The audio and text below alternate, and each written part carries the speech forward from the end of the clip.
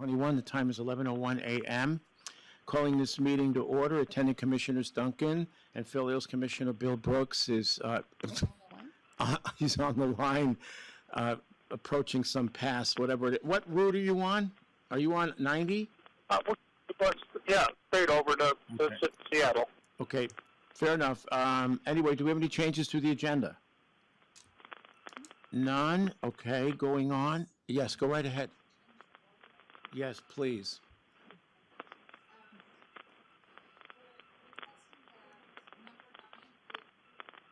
What's the matter? Approval, okay, I got it. Approval of fiscal year 22 salary increases be moved first. Okay, so we're going to take that up as item number 1. Okay. So so we're moving item number 9 to the first position, which is the approval of the fiscal year 22 salary increases brought to us by HR, which were the increases as approved in the budget. Go ahead, Sylvia, please. Oh, sorry. Okay. What we have before you is the salary schedules for fiscal year 22 with an effective date of October 10th of 21. And within those increases, it would be for the general pay plan, the chief deputies, the sworn officers, the attorneys, and the elected officials. So incorporated into that, as you know, we've been working for months on developing a matrix for the general pay plan attorneys and chief deputies. So that has been accomplished. The strategy we used for this year to put employees on the matrix was to bring them to the closest step based on their current salary plus a cost of living increase of 2.1%. The sworn officer matrix, the total matrix was increased by 2.1%. And so the officers on their anniversary date, of course, received that COLA factored into their step that they'll be getting. The elected officials' salary was increased to the 2019 wage study data that we had. In terms of some other changes we made, employees who had 6 or more years with the county time and position, we looked at that, and if they were not going to reach a step 6, we placed them at the step 6. If they were beyond the step 6, it was just their normal closest step plus COLA. And also what we were able to address this round was some supervisor compression within the general pay plan. And so we do have that factored into the figures. So in terms of the budget, $2.4 million was allocated for the salary increases for everybody. And then $400,000 was allocated for compression. So at this point, doing all of that, we have our total cost loaded is $2.797, $252.19. So we have barely any money left if we want to factor in some more compression issues. We do still have the $300,000 for the detention salaries once we start that wage study. So I want to make sure everybody knows that money's still there.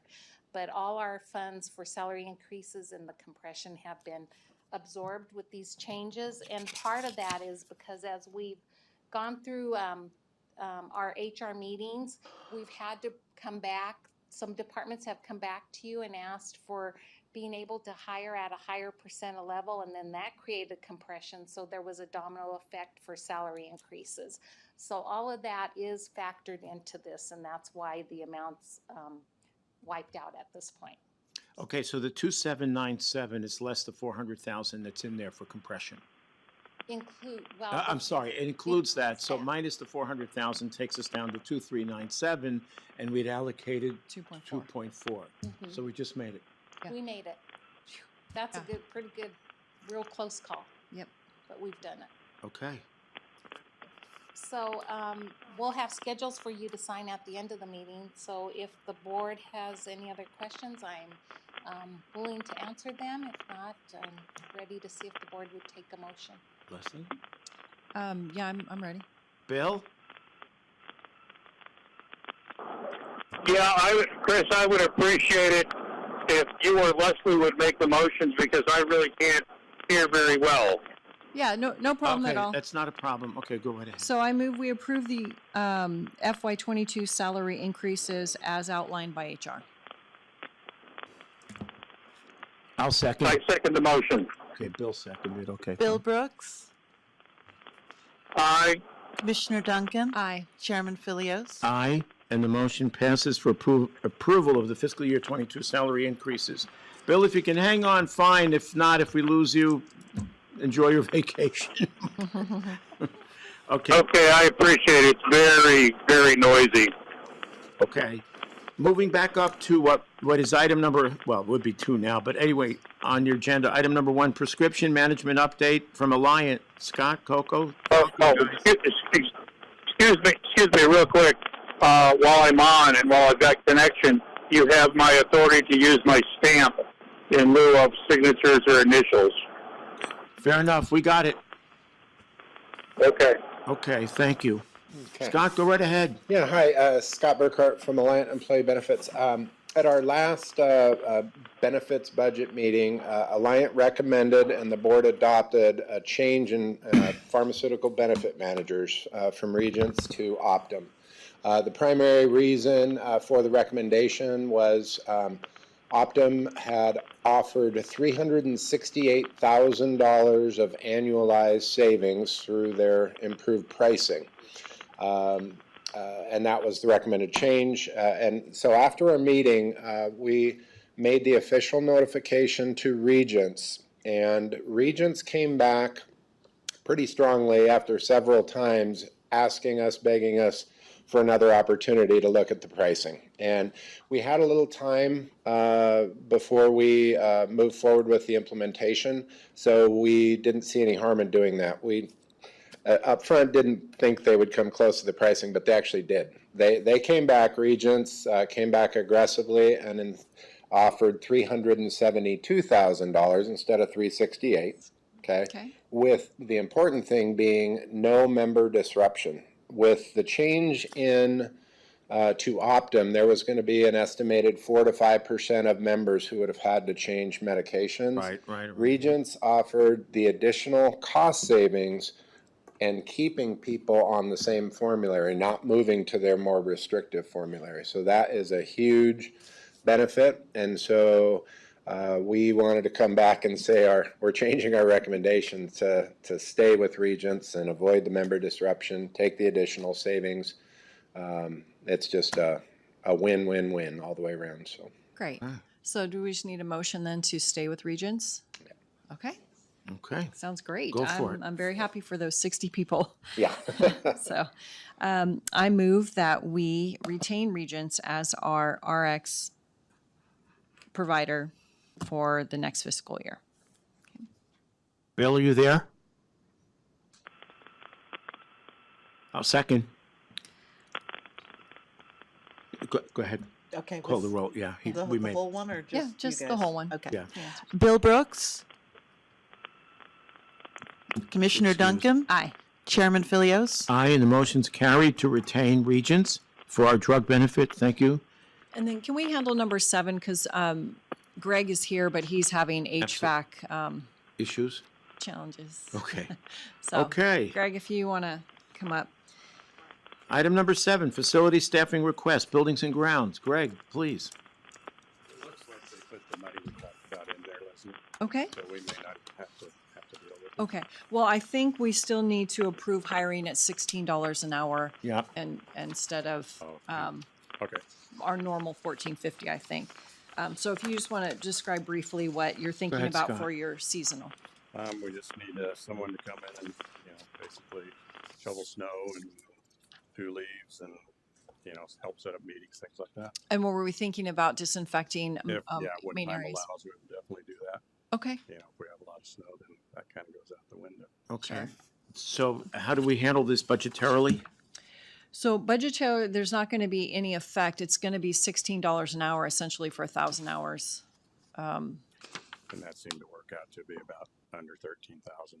So if we have the 16, we should be set pretty good. Yeah. So I think it's mostly just being able to hire at that $16 an hour mark.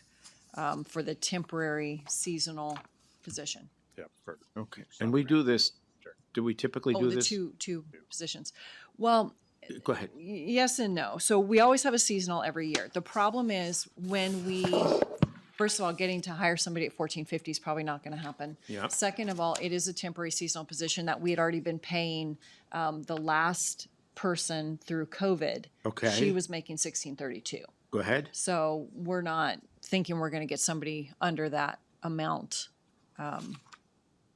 Okay, So so, we- yeah, so I'm just looking at the analysis here. So the deficit is about 12,600 for fiscal '22. So it's Not really. not really a Yeah. deficit because they're approved for $16,000. Got it. yeah, I think we have 30, almost 37. Oh, good, okay.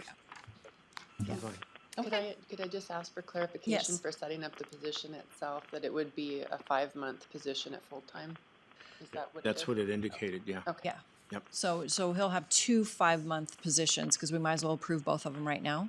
Do you think, is that what you, That's what we'll say. okay, what do you think? Okay. Is that, It- okay? So just expanding the one number that you have, Yes. and then an additional number?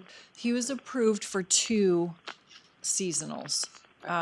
What happened was we had approved one for Tom and one for Greg, but Tom can't actually use the seasonal. Oh, I see, for 22? Is Yes, that for what you're FY saying? 22. I'm sorry, this is all for FY 22. It's not, yeah, Yeah, fiscal so '22. he'll hire October 1 or whenever Right, he gets right, to right. hire For somebody. 2, absolutely. Yeah. That's good. Okay? Yeah, Okay, all right. okay, motion. I move that we approve the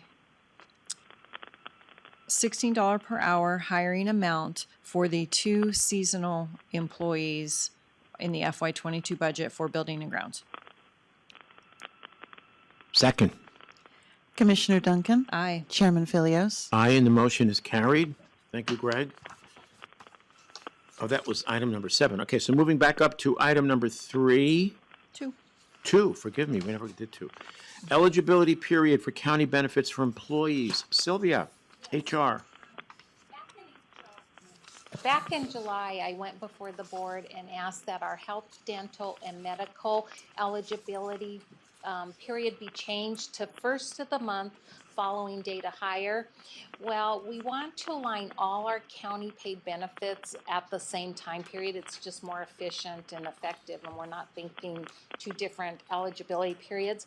So I come before you with the request to modify the eligibility period for long-term disability, life insurance, accidental death and dismemberment, employee assistance program, and our flexible spending account.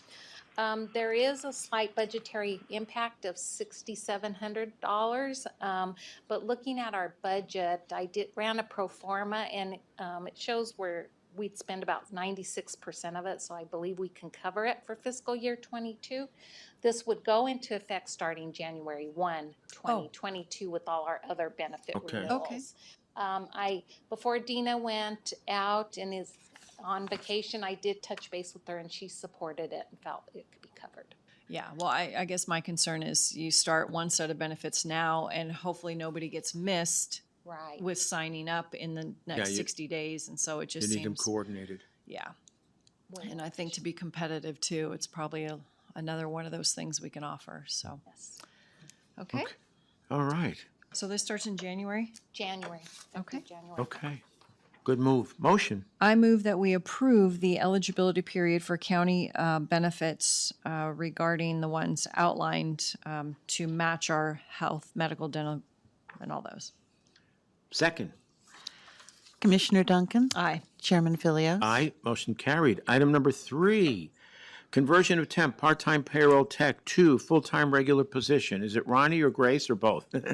It's both of us, but I'm Okay. going to start if that's okay. Go right ahead. All right. Thank you for letting us come before you today and make this request. Payroll has been a discussion that we've been having back and forth for a little while, and you did approve us to have a part-time temporary payroll position. Well, with that payroll position, things are still increasing. The workload is still increasing. So we are just requesting that the temporary temporary position be converted to a full-time permanent position. And will the person who is occupying the part-time will occupy the full-time? Yes, we So have you'll spoke with her and she is looking forward to taking that position full-time. Okay. And she's amazing, if you were wondering. She's awesome. And I'm looking at these papers that all have to be entered manually coming in the next 4 weeks. And go right ahead, Ronnie. As of, I want to say it was yesterday afternoon when Grace and I spoke, there were already 60 plus status change forms just for this pay period. And that's a lot of employee changes that payroll has to reflect too. So, Yeah. All right. And I met with Grace and Jennifer and Julina, so I'm fine. Motion?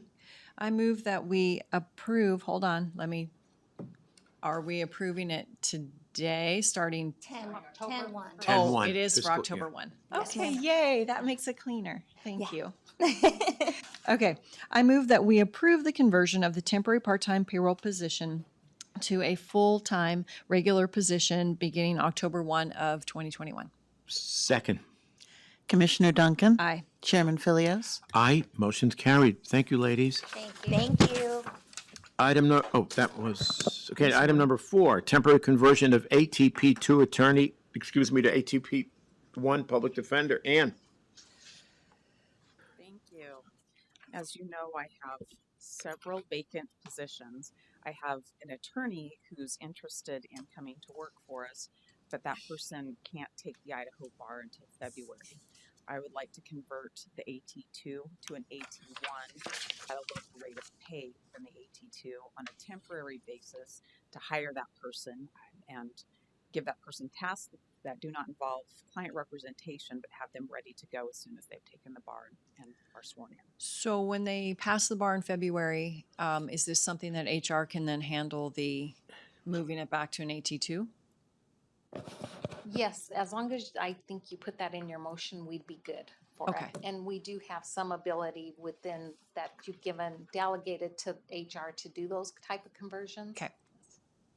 I'm fine with it. It's a net savings of $1,300. $1,300, yep. yeah. Okay. You good? I'm good. Motion. I move that we approve the temporary conversion of an AT2 position to an AT1 position for the public defender, understanding in February when the person qualifies as an AT2 that HR handles that change. Second. Commissioner Duncan? Aye. Chairman Philios? Aye, and the motion's carried. Thank you, Ann. Thank you. Item number 5, wage adjustment for juvenile detention employees. JT, come on. Maybe he wants HR to handle this. Who's? Okay.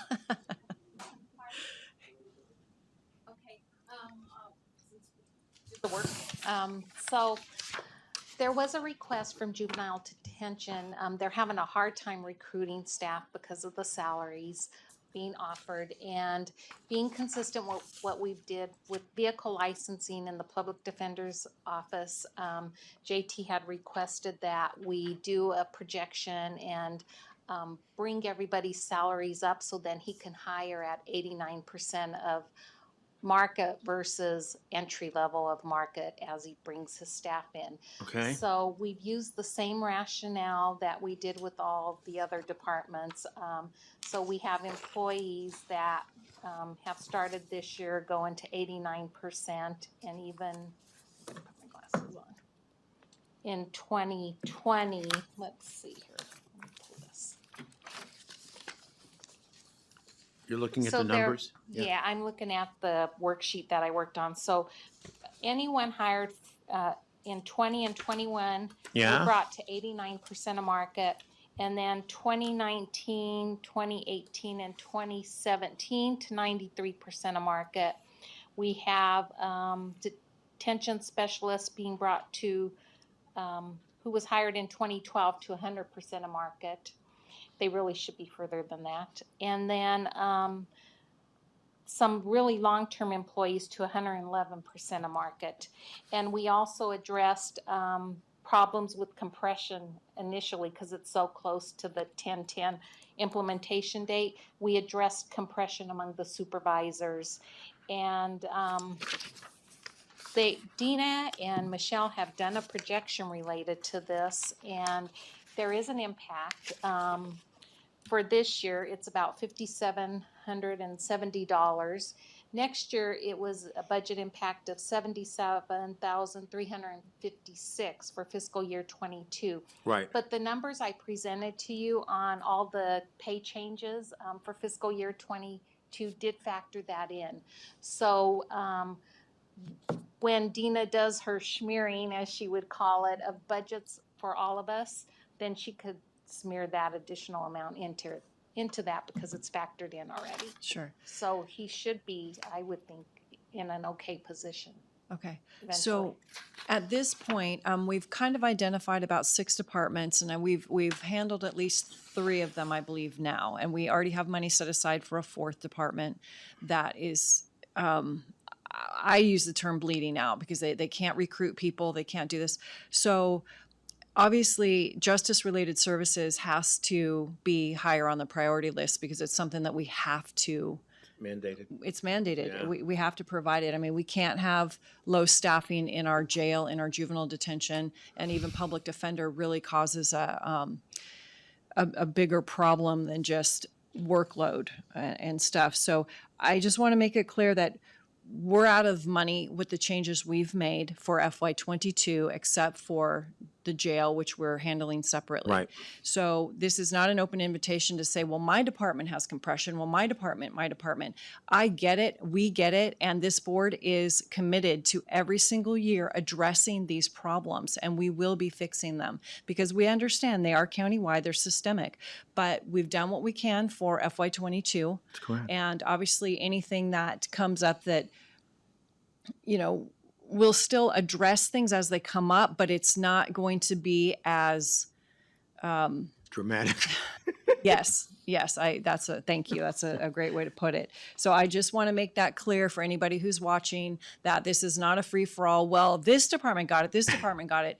We're done. We're absolutely done. And we just used all of our mid-year money before the year even started. So we do understand that this is a problem. We do intend to fix it, but it's going to be a multi-year process. So some departments are just going to be in line and it'll just happen year after year. But the ones that we've had to deal with this year immediately are things that cannot wait and cannot be ignored. So just know, I've said it before, I love all the employees here and I want to do what's right for each of them, but this stops now. We're out of money. Yeah. So just want to make that clear when we, after we approve this. So. And to Leslie's initial point, there are groups that are hemorrhaging. We know that. But it's very difficult for a board, and we've been at this, or at least I have for at least a few years, to make up for seemingly decades of neglect.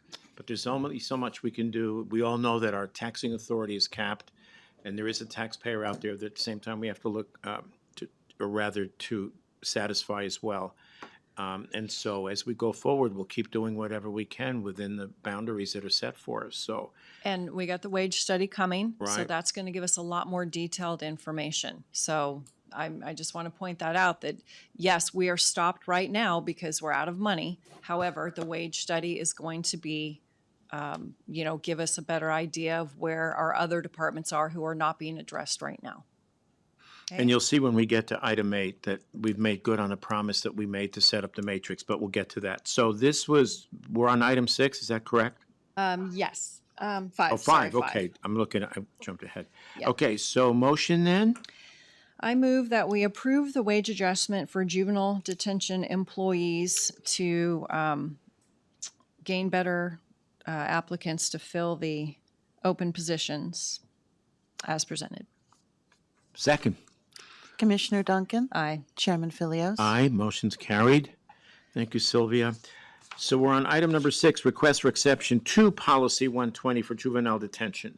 And that's essentially what we just did, isn't it? Well, Basically, Sort of. so Go ahead. with policy 120, it was based on years of experience. So to receive 89% of pay, you had to have 3 years experience. So what we've had to do with all these departments is saying, no, just bring them in if that's what you need to at 89% of market. Yeah. So that will still work with my matrix, which you're going to hear about in a little bit.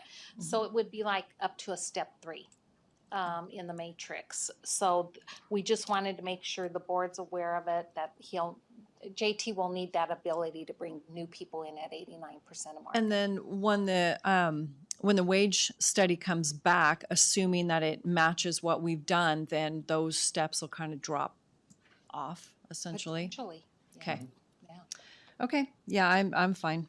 So my motion. I move that we approve the request to exception, approve The request. for exception to policy 120 for juvenile detention as outlined. Second.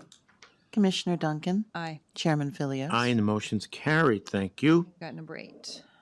Okay. Item 7, we already handled. Yep. So moving on to, I guess it's now our final item, which is item 8.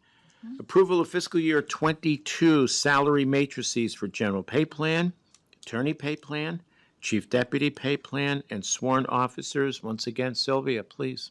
Okay, what you have before you is the proposed matrix for the general pay plan, chief deputies, and attorneys, which is new for this year.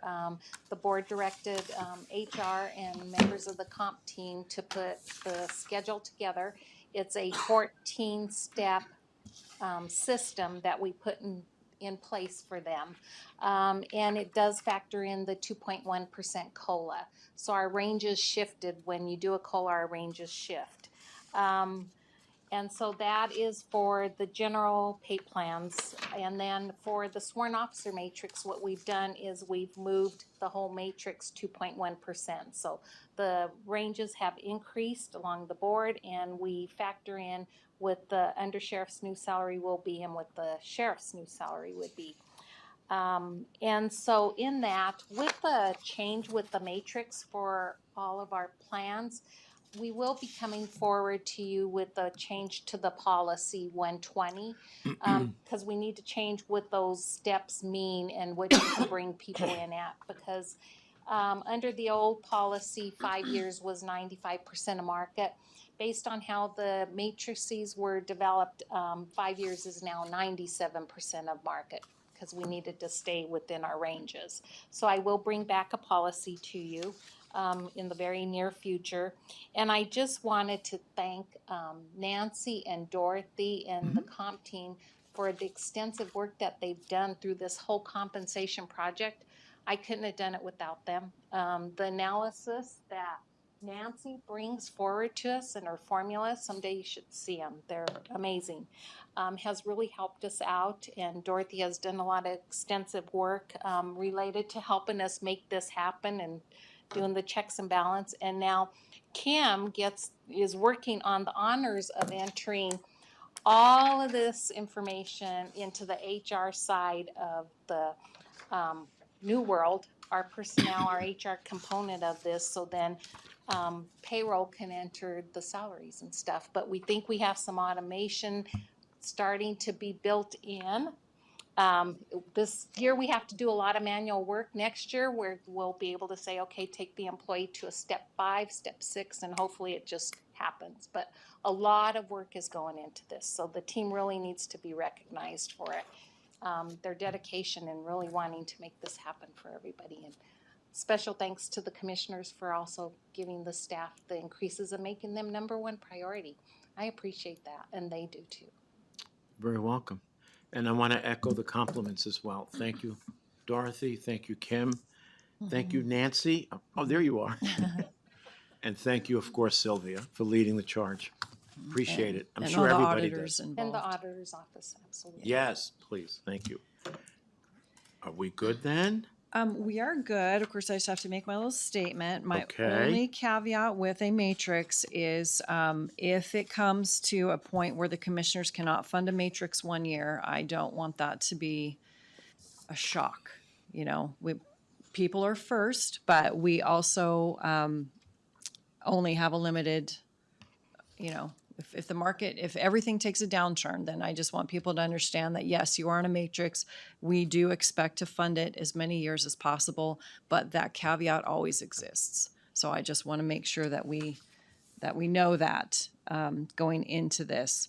And I do appreciate that people can look down the line, but I just want them to understand that it's just one of Can those happen. things that yeah. So it's not anything that we anticipate or plan for, because this board has said that, we're going to fund employees first. So just want to make that clear. But otherwise, I think everything is fine. Okay. And I'll add something to that. Recessions are a fact of life. We all know that, right? The last one, well, obviously it was 2008. Obviously, we had some with COVID, although it didn't. Obviously, COVID proved an accelerant for housing. But the fact is, from my perspective, I believe in job preservation.